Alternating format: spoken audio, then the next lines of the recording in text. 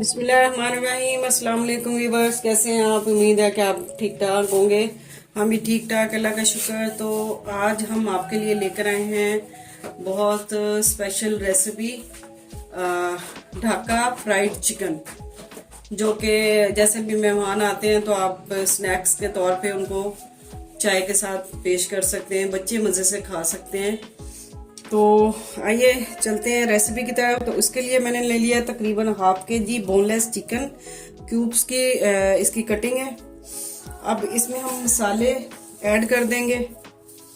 तो सबसे पहले हम इसमें ऐड करेंगे टीस्पून कुटी लाल मिर्च, हाफ टी स्पून कुटी लाल मिर्च।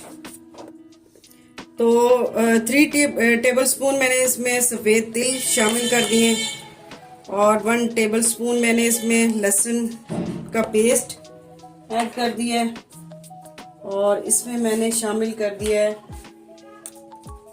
2 टेबल स्पून नींबू का रस।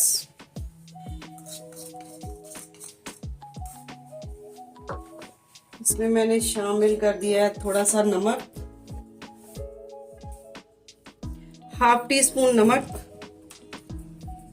और 2 टेबल स्पून मैंने इसमें सोया सॉस ऐड कर दी है।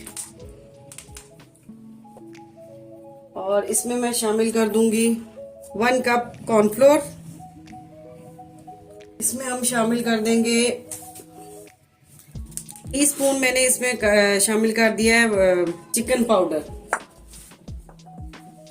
और 1 अंडा। अब हम इसको अच्छी तरह से मिक्स कर लेते हैं। जी चिकन हमारा मैरिनेट हो गया है। अब हम इसको फ्रिज में रख देंगे थोड़ी देर के लिए ताकि अच्छी तरह इसमें मसाले रच जाएं। उसके बाद हम इसको फ्राई कर लेंगे। आप चाहें तो अभी भी कर सकते हैं, लेकिन क्योंकि मेरे पास टाइम है तो मैं इसलिए थोड़ी देर इसको फ्रिज में रख देती हूँ।